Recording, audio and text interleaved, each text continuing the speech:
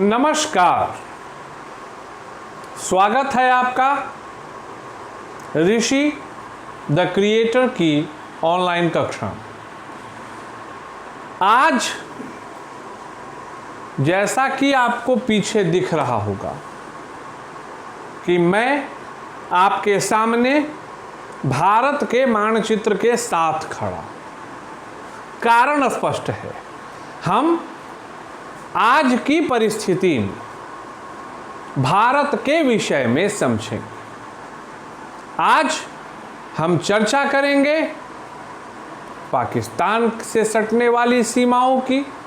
आज हम चर्चा करेंगे चाइना के संदर्भ में, और आज हम चर्चा करेंगे पूर्वोत्तर भारत के संदर्भ। मतलब अगर कुल मिलाकर कहा जाए तो आज जिन मुद्दों को मैं आपके समक्ष रखने आया हूँ, वह मुद्दे एक भारतीय होने के नाते सभी भारतीयों के लिए काफ़ी जरूरी है। बेहद अफसोस होता है जब हम अपने अपने घरों में बैठकर बिना तथ्यों को जाने हुए अपने हिसाब से एक सोच का निर्माण कर लेते। और इसीलिए आज मैं सोच रहा था कि आखिर कौन सी ऐसी विषय वस्तु उठाई जाए जो जानना भारतीयों के लिए बहुत जरूरी है। भाई, सवाल मैं पूछता हूं, भारत का मतलब क्या है? क्या भारत यह भूमि है, या भारत में यह भी जगह है? सवाल स्पष्ट मैं कर रहा हूं कि क्या भारत में सिर्फ यह मुख्य भूमि है, या यह जो पूर्वोत्तर राज्य है वह भी भारत का अंग है, या क्या सिर्फ यह कहने के लिए भारत का अंग है? एक्चुअली आज की कक्षा को आप समीक्षात्मक या कहें आलोचनात्मक भी कह सकते हैं। क्यों? चूंकि मैं संपूर्ण बात करने के लिए आज आपके सम्मुख हूं। मैं आपसे पूछना चाहता हूं, मैं हर बच्चे से पूछना चाहता हूं जो किसी भी प्रकार की परीक्षा की तैयारी कर रहा हो, चाहे वो संघ लोक सेवा आयोग की परीक्षा हो, राज्य लोक सेवा आयोग की परीक्षा हो, आरआरबी, एनटीपीसी पात्रता परीक्षा हो। चूंकि पात्रता परीक्षा की चर्चा इसलिए मैं कर रहा हूं चूंकि उसी के बाद तो आप और हम शिक्षक बनते हैं, तो definitely we have to know, हमको जानना चाहिए क्या पूर्वोत्तर राज्य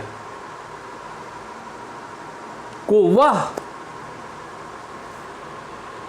प्रगति मिली, क्या उसमें प्रगति हुई जो भारत के इस मुख्य भाग में हुई? जवाब मिलेगा ना, नहीं हुई। क्यों पिछड़ गया? सरकारें आती रहीं, सरकारें जाती रहीं, look east, look east, look east. अरे भाई, ये 7 राज्य थे, लुक ईस्ट पॉलिसी थी, आखिर ये कहाँ छूट गए? इस चीज को समझने की जरूरत है, सरकार की व्यवस्था को समझने की जरूरत है। और इसी कारण मैं आज आपको सरकार की व्यवस्था, भौगोलिक परेशानियों के लिए मैं आज की इस टॉपिक को लेकर आया हूं, जिसमें मूलतः हम कालादान प्रोजेक्ट पर चर्चा करने जा रहे हैं। लेकिन उसके पूर्व की जो बातें हैं वो भी डिस्कस होनी चाहिए।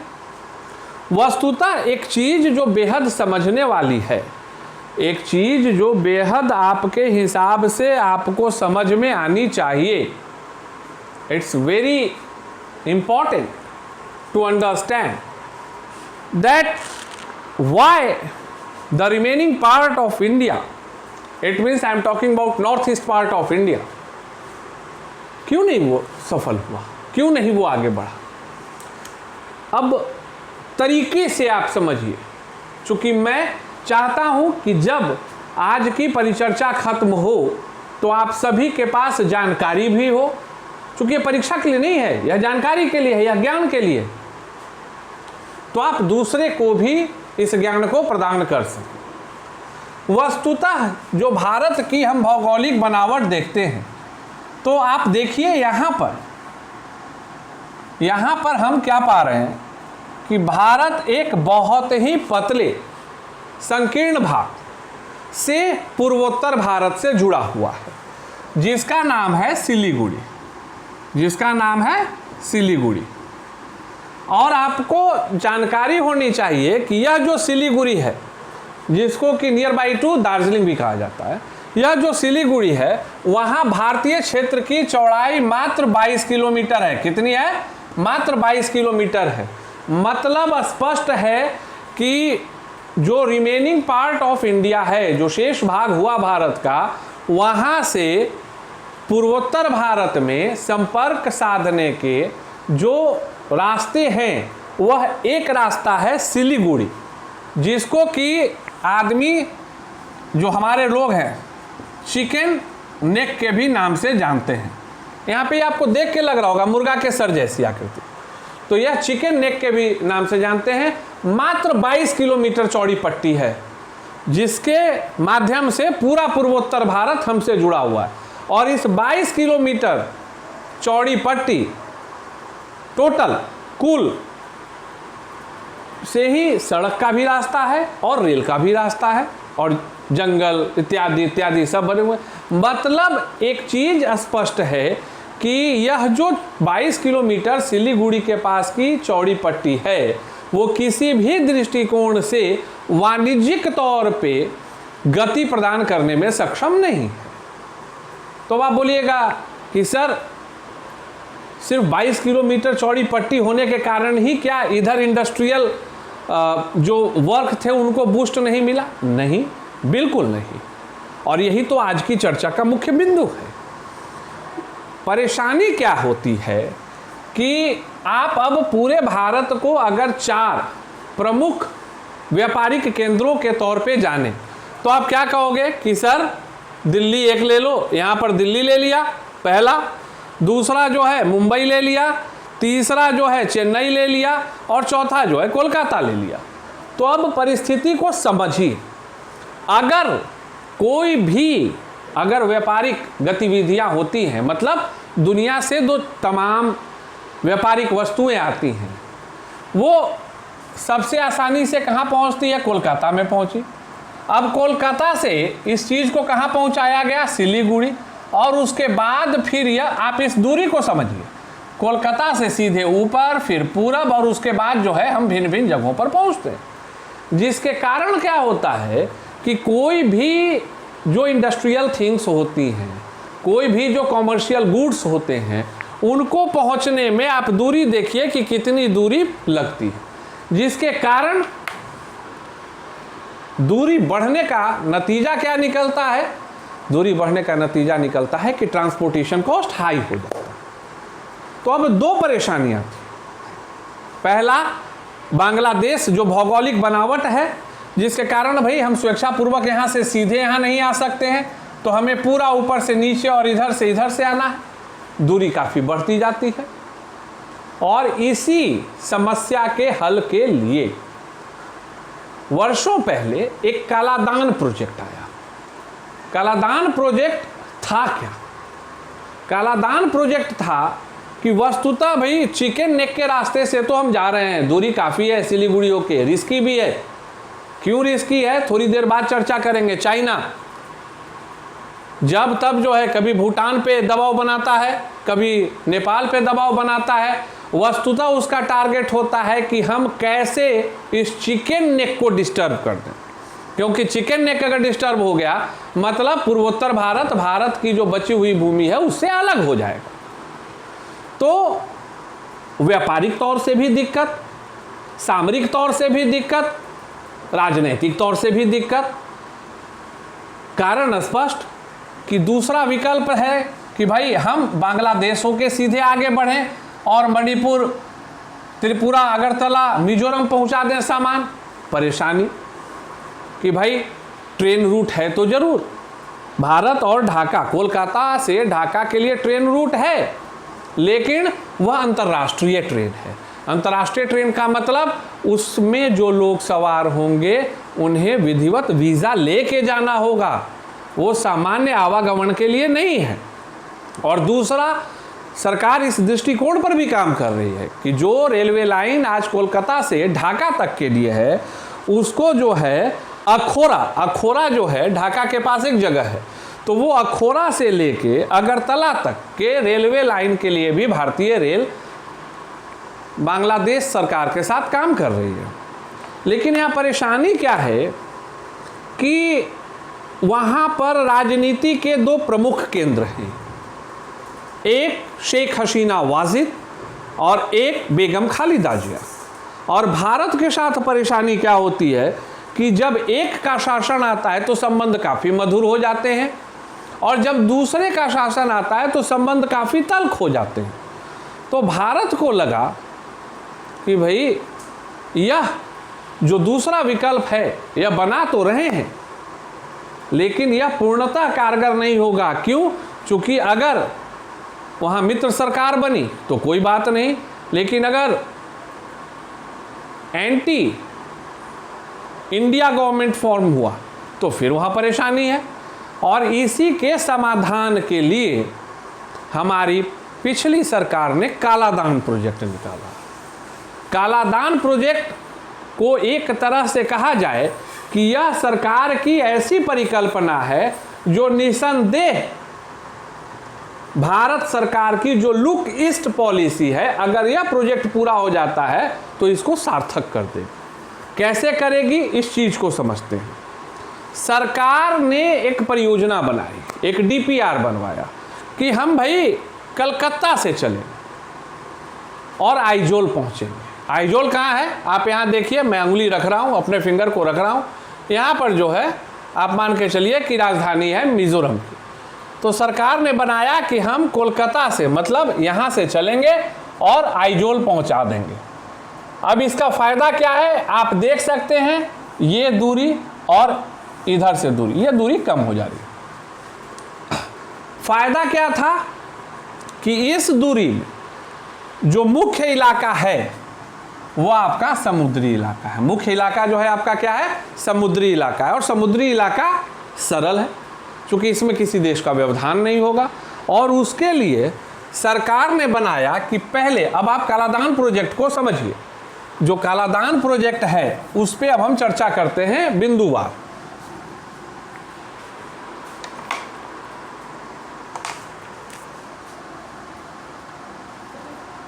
कालादान प्रोजेक्ट, इसमें जो है मुख्य बिंदु है कोलकाता।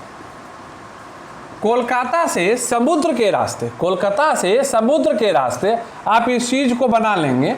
यहाँ से जो है समुद्र के रास्ते जो है हमको पहुँचना है सीतवे। सीतवे कहाँ है भाई? अब ये तो मैंने थोड़ा कर्व किया, आप इसको चाहें तो और भी प्लेन कर सकते हैं।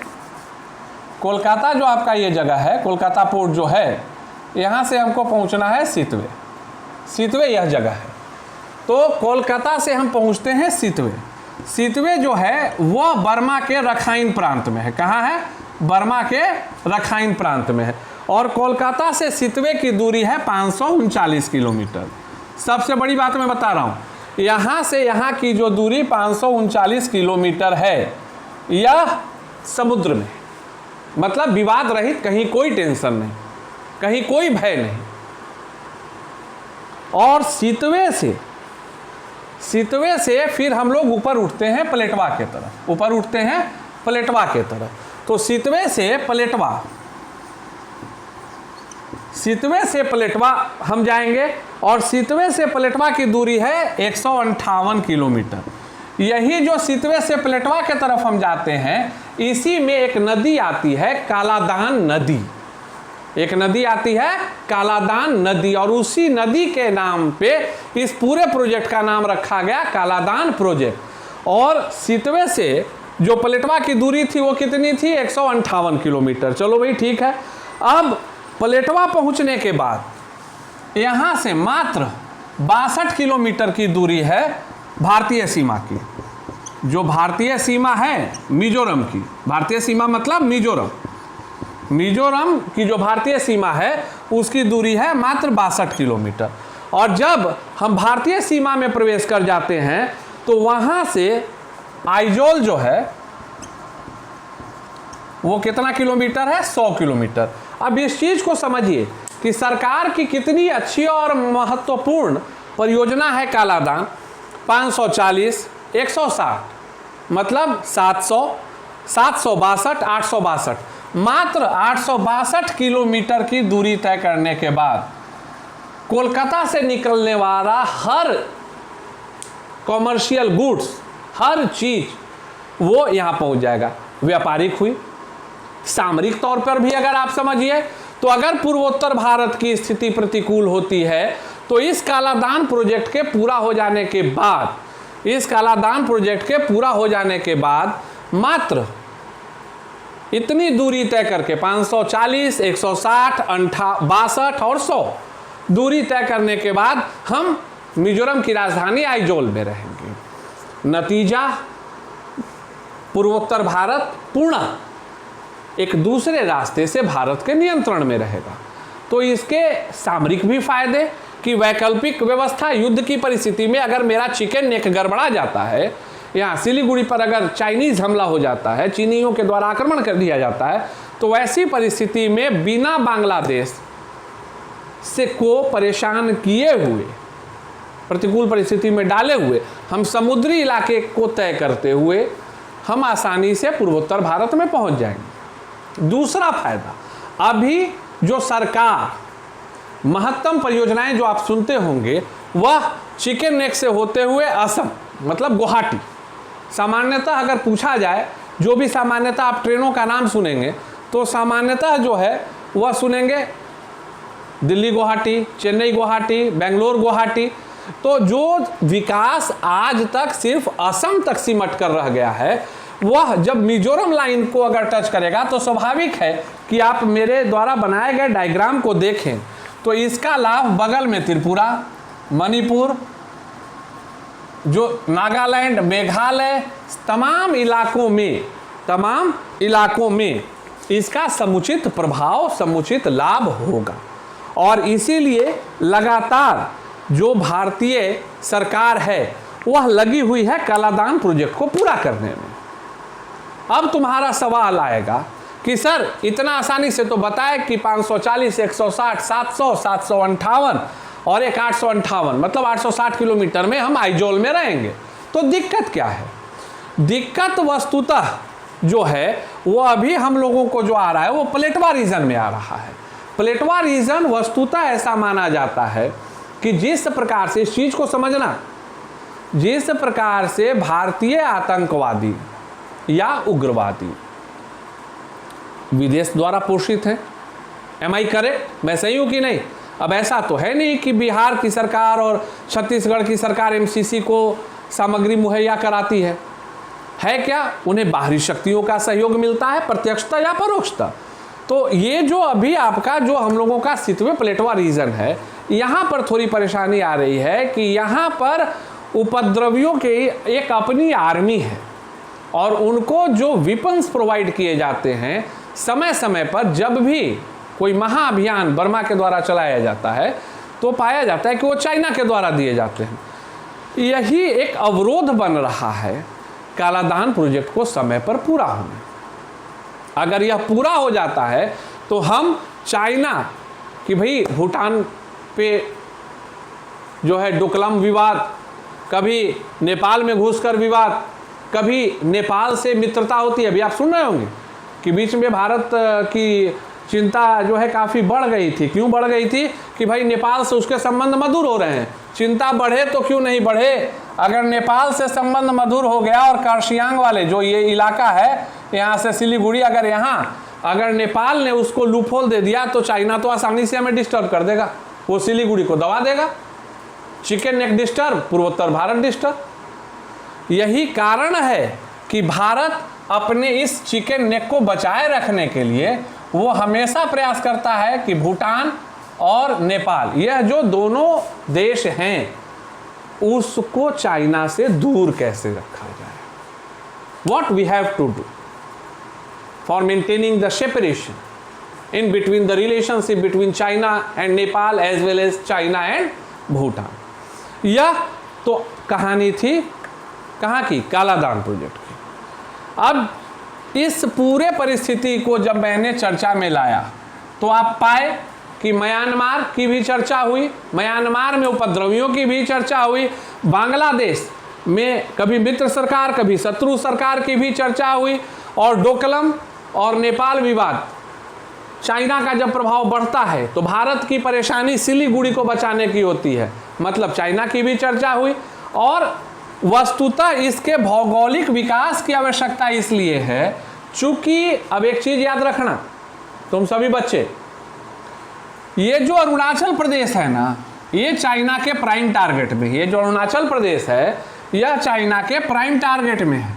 इसको जो है चाइना दक्षिण तिब्बत कहता है, इसको जो है चाइना क्या बोलता है, साउथ तिब्बत बोलता है।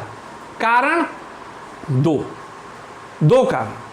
पहला, अरुणाचल प्रदेश में बौद्ध धर्मावलंबी ज़्यादा हैं, तो चाइना को लगता है कि हमारी सभ्यता संस्कृति के लोग हैं, लेकिन इससे मतलब नहीं है चीन को, क्योंकि चीन ने तो तिब्बत पर भी कब्जा किया है, तो दक्षिण तिब्बत से उसको क्या भावनात्मक लगाव होगा। वस्तुतः जो अरुणाचल प्रदेश का जो रेंज है, ऐसा माना जाता है कि मिनरल्स के लिहाज से काफ़ी रिच है, और अभी हाल फिलहाल में काफ़ी जो मेटलर्जिकल डिपार्टमेंट के जो लोग हैं वह यहाँ खोज रहे हैं और भिन्न भिन्न प्रकार की खनिज धातुएं मिल रही। तो चाइना मूलतः इसको संस्कृति के आधार पे अपना होने का दावा करता है, लेकिन जो वास्तविकता है वह यह है कि चाइना इसके अंदर जो खनिज है, जो महत्वपूर्ण सोना इत्यादि जो वहाँ खनिज हैं जिनकी उपलब्धता के संकेत मिलते हैं, उसके लिए ये इसको अपने पास समावेशित करना चाहता है। तो आज हम समझे कि चिकन नेक का कॉन्सेप्ट क्या था, चाइना किस तरह से नेपाल और भूटान के रास्ते चिकन नेक को डिस्टर्ब करके, अवरोधित करके मार्ग को भारत को पूर्वोत्तर भारत से अलग कर सकता है।